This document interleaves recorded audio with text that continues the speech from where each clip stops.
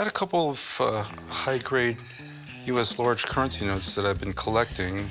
This is a 1918 series Federal Reserve note, and this is a $500 1882 gold note. Whoa, these are a little bit more than just high grade, especially this one right here, the $500 gold certificate. There's not a lot of these left in the world. This was an incredible amount of money at the time. I mean, this is a year or two salary for most people. It would be very difficult to get change. The notes that I've got are considered to be pretty rare, just like artwork. But at some point, you just want to move on or find something else to do. I'm really looking for $50,000 for the pair of notes. $40,000 is the least I'm really willing to sell them for. Yeah, these are incredible. Thank you. There's probably less than 100 of each of them in the world. I mean, they were shredded. Just like, you know, when we have a bad $1 bill today, you know, it eventually ends up back at the Federal Reserve, and they shred the old ones and print new ones. Right. This was 1882. There was a gold shortage at the Treasury right around that time. They issued a lot of paper bills like this, especially when this one was made. I mean, we still lived in a world where people really didn't want paper money because paper money was just a receipt for gold. Right. But it had advantages. First off, it's a lot less bulky than carrying around gold coins. And the other advantage of this was if you were traveling, say, in a stagecoach somewhere and you were robbed, you now had a traceable document instead of some gold coins in your pocket, which were not traceable at all. Makes good sense. So how much you want for these?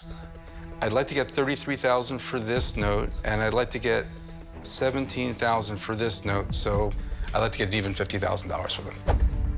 Okay. I want one of my friends to come down here and look at it. But he deals in this stuff almost exclusively. Sure, sure.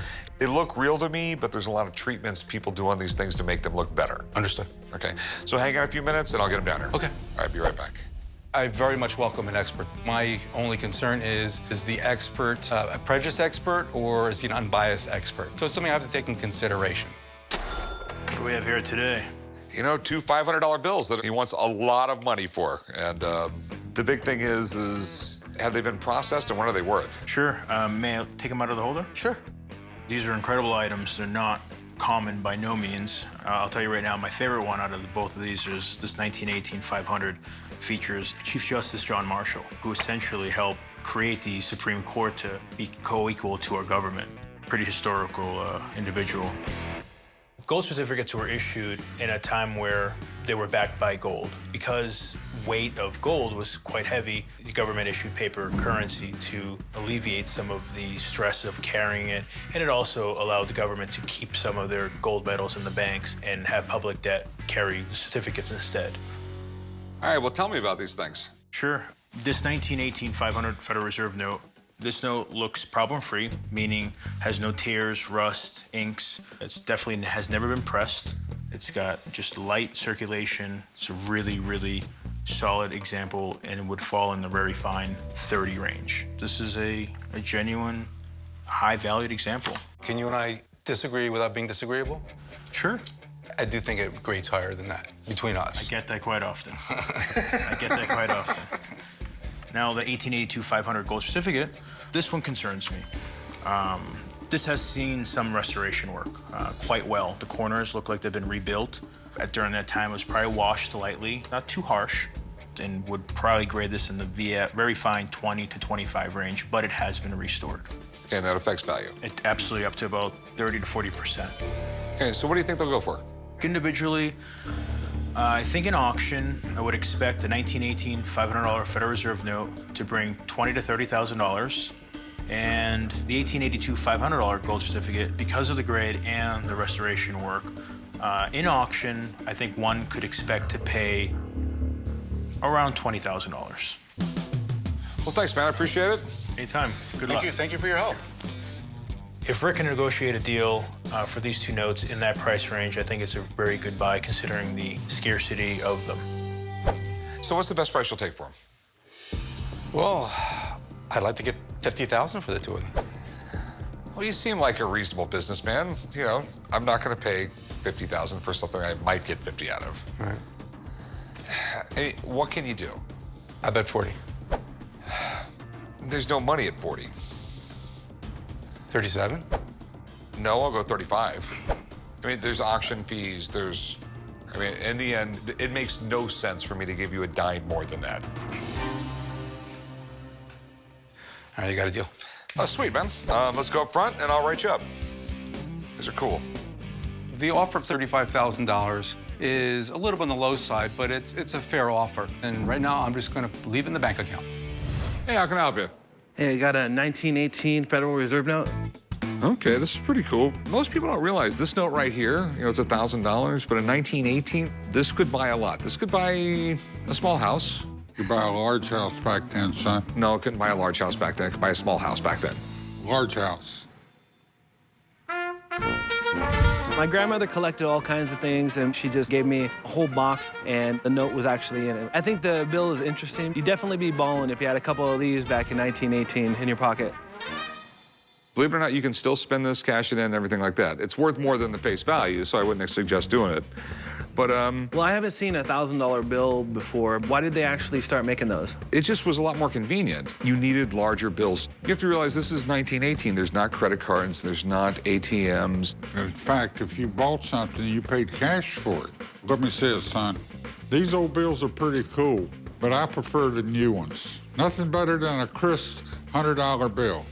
Most people don't realize the Federal Reserve is not part of the federal government. Believe it or not, it is a pseudo-private organization. 1913, it was Morgan, Chase, and some other bankers got together, and they basically came up with the whole idea of the Federal Reserve, wrote the bills and everything, and presented them to Congress and got it passed. And it's sort of like this really shadowy, weird thing, which I don't dig. But that's who prints all of our money and who was printing it back then. Wow. I've seen lots of old high-dollar bills like this go for tens of thousands of dollars. Since this one isn't graded, it's hard to tell exactly what I can get out of it, but I'm thinking $4 to $5 grand. What are you looking to get out of it? Well, I saw $10,000 online. I know it's not in the best condition, but how about 6? How about no? Me and my father have dealt with these for years. I know all about them. With these things, condition is everything. It's been folded a few times.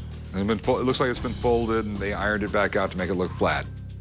But they are rare. Remember, it is a $1,000 bill. Very few people were walking around with these things, so there's not a lot in circulation.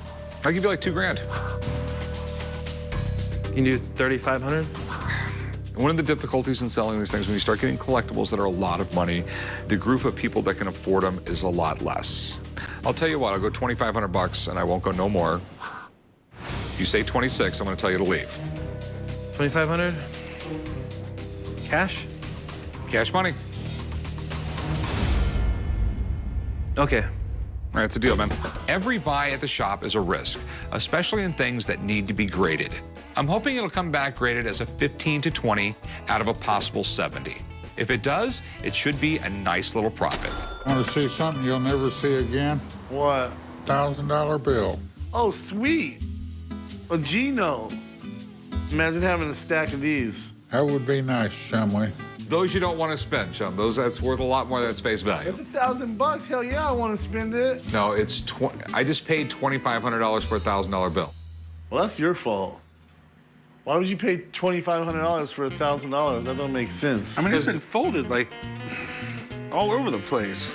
I know, even that one being folded, I think is probably worth $4,000 to $8,000 probably. Probably. My dad always pulls this crap.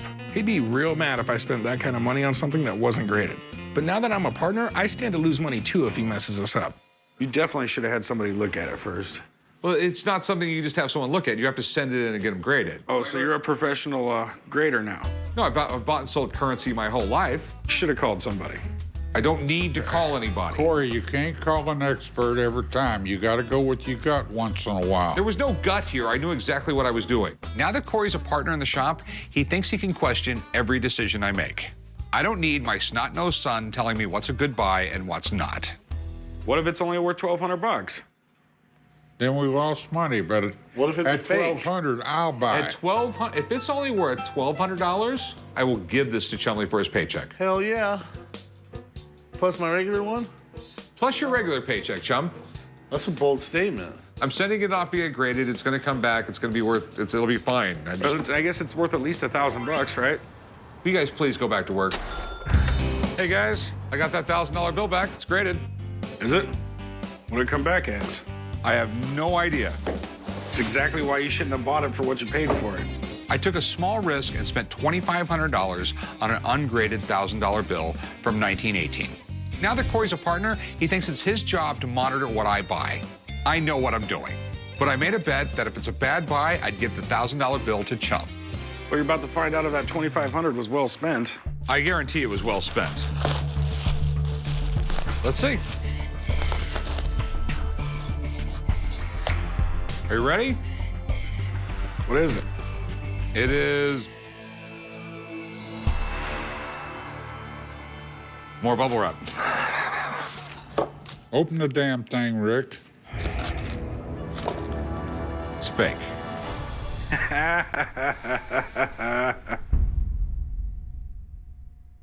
I'm kidding.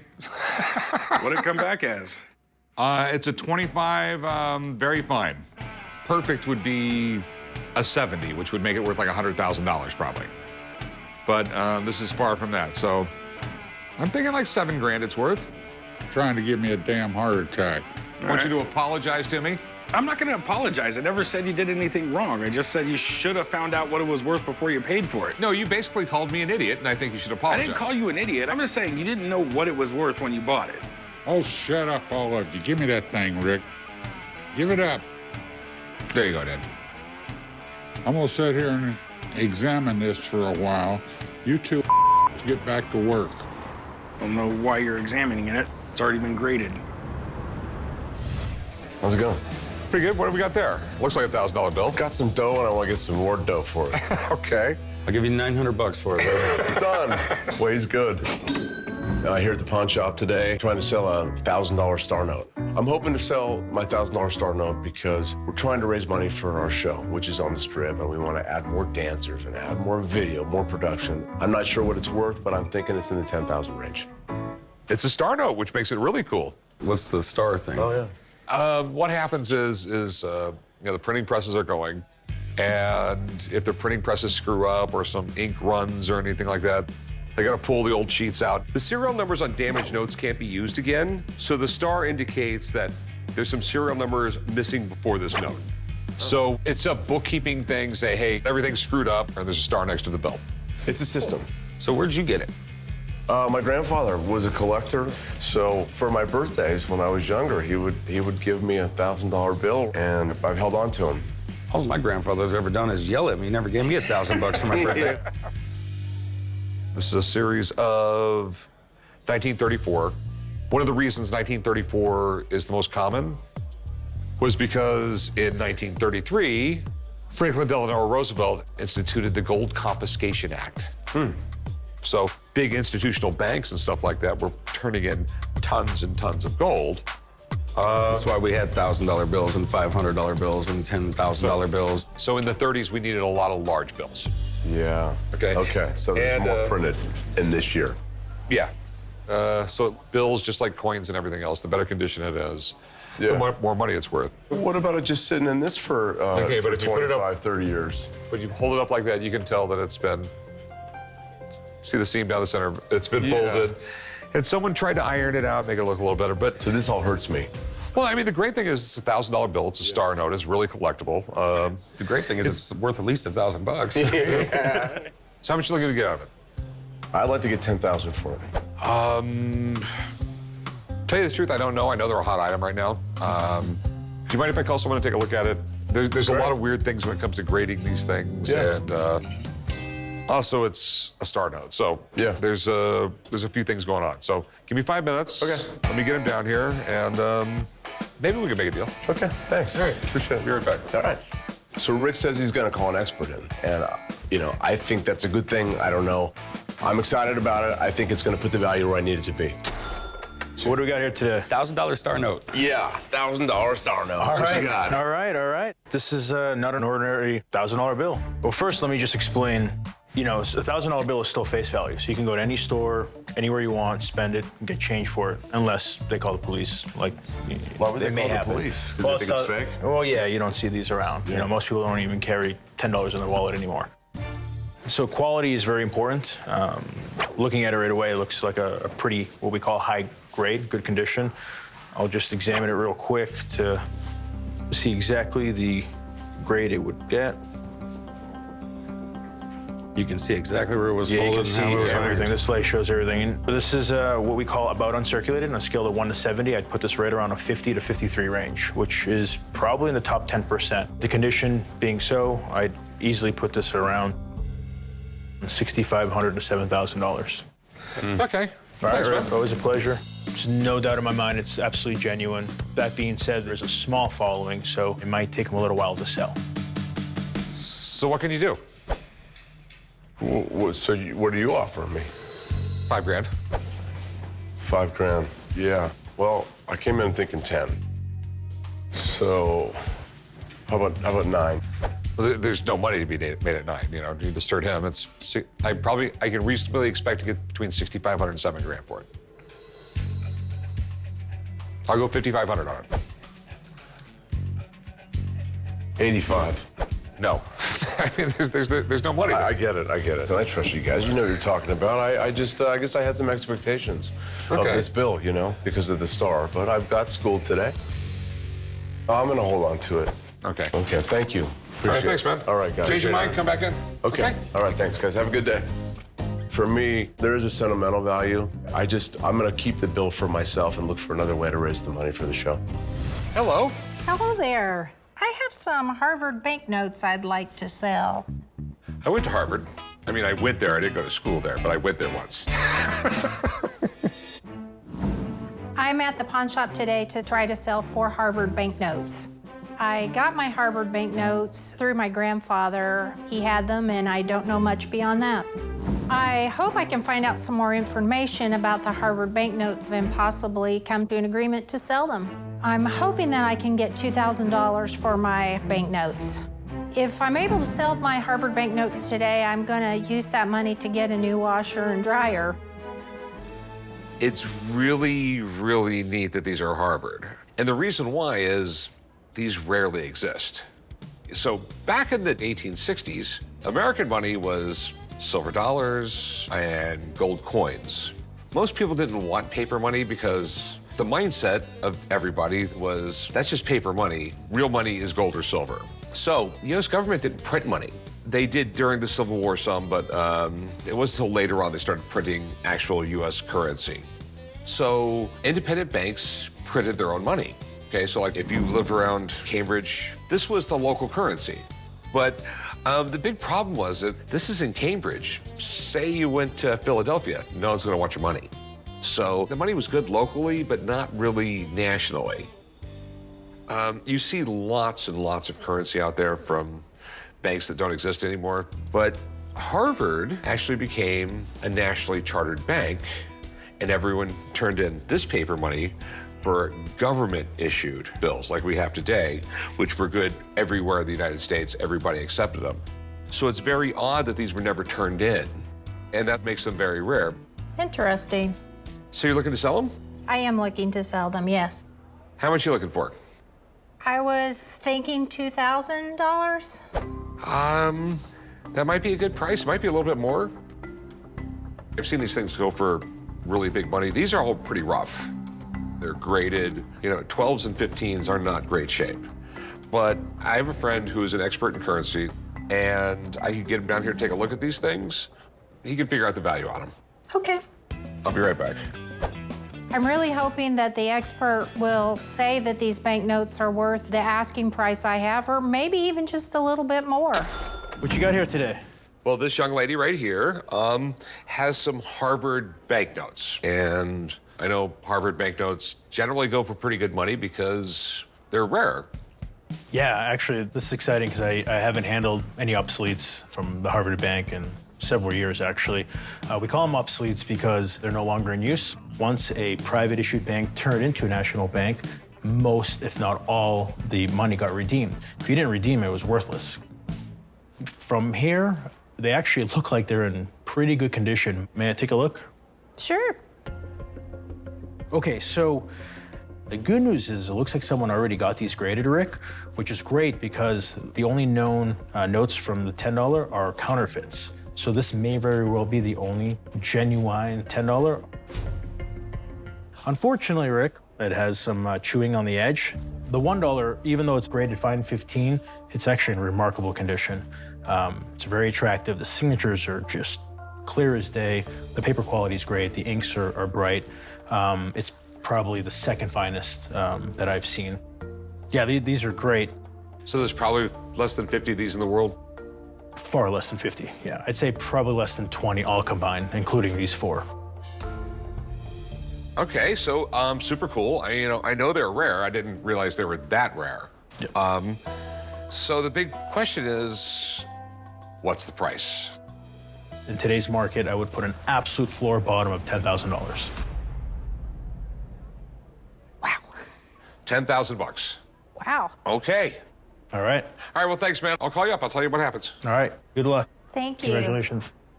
Do you still want 2,000 bucks? I think maybe not.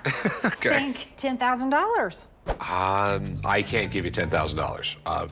I know he said rock bottom, $10,000 is what they'd go for, but it's a very small market. How about 9? I'll tell you what, I'll give you 7,000 for him. Well, 8.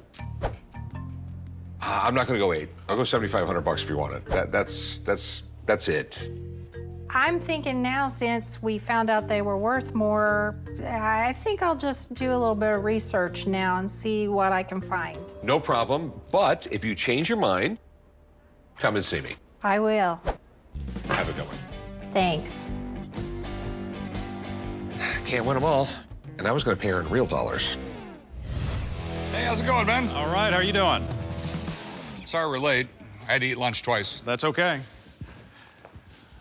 Here it is. That's a lot of metal plates. Holy. So these are all the printing plates from the American Banknote Company. That is correct. The plates were used in printing stock certificates, currency, stamps, pretty much anything. Can I open one of these up? Yeah, go ahead and open one. I mean, have these been cataloged or anything? No, they've been here for several months. Chum, see, like they have this currency thing on the front of them? Let's go print some money, boys.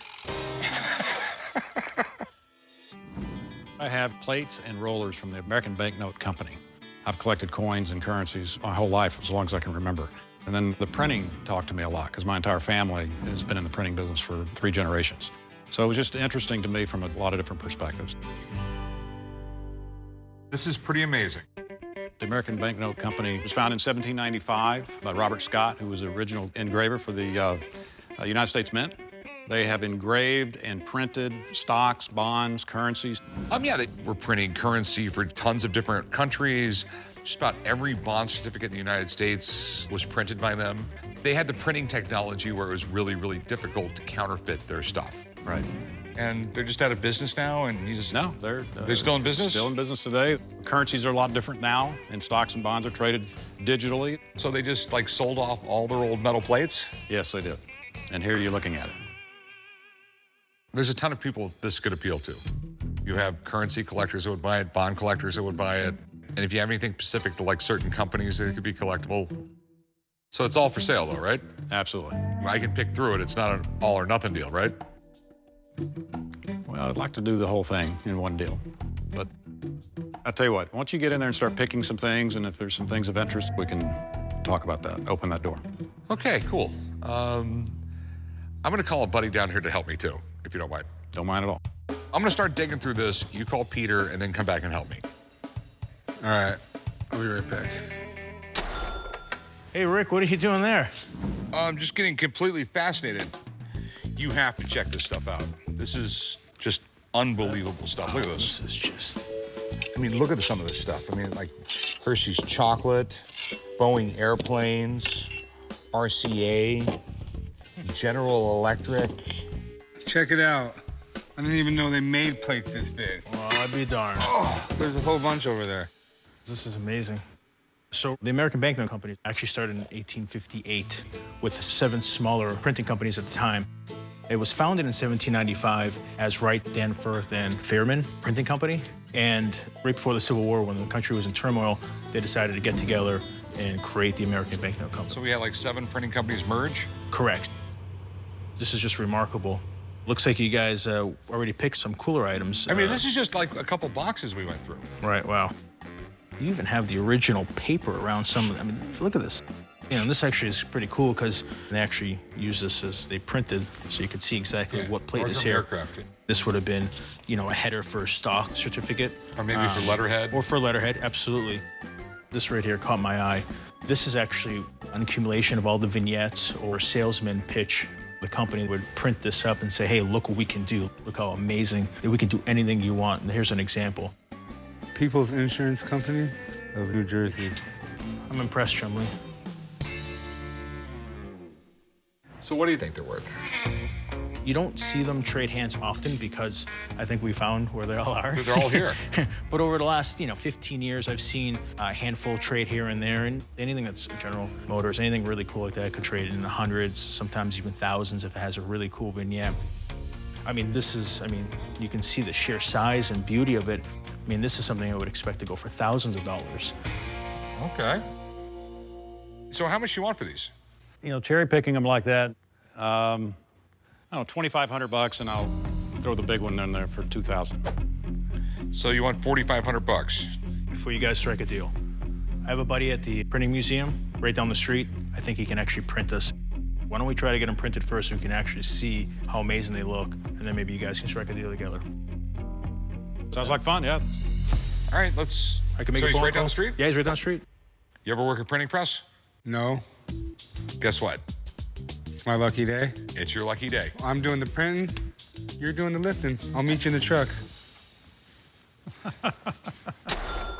Are you ready? I'm ready. Oh, yeah, let's check it out. We'll step on over our printing press. So first we're going to work the ink. It's actually a very specialized ink. It's very dense, very heavy. What our first step to do here is actually to get the ink into those small crevices in the plate. Okay. And while this is happening, our paper is actually in the process of getting softened in a bucket of water. Wow. So we're inked up. Now, Mike, my master printer, is going to take the next step here to get the ink off the surface and then leave the ink in those reservoirs. How do you do that without wiping the ink off of the... Well, the material here, it's softer and it's only wiping the surface. He's not pressing heavy. And right now, because there's ink in there, you're actually going to be able to see that image even better. Oh. Whoa. Yeah, so now you can see the train. You should just leave it like that. Yeah. Now, we're going to get that into the press. Oh, this is very cool. So next, we're going to get the paper. Quick question. Do you have the paper they use to print money on? Well, I can tell you who makes it. It's actually one of the oldest companies in the nation. It's Crane's Paper. I'll be ordering from them tonight. Yeah, well, they also have a good mailing list, and guess who sees their mailing list? The Secret Service. So. Okay. Can Chum crank this? Well, let's get it started. We'll let you do part of that process. The key is getting this started with the felts, allowing for the pressure. All right, let's see. We'll let him crank a few here. So this press is from about 1900. This is pretty cool, man. We're there. Whoa. That's incredible. This is absolutely amazing. I had no idea it would look like this. Well, thanks, man. I really, really appreciate this. I never thought printing was art. It is definitely, it's an art and a craft. Enjoy it. All right, so you're asking $4,500 and... I think that's a steal, Rick. So you're still good at $4,500? I think $4,500 is a good number. You get the opportunity of the printings, and that can go wherever you want to take it. It's unlimited. I guess we have a deal. This is absolutely fabulous. Now I just got to hire this guy. I'll go to my truck and I'll write you a check. Okay. Come on. Great. This is a really cool place. Yeah, it is. Chum. I'll be a few minutes, Rick.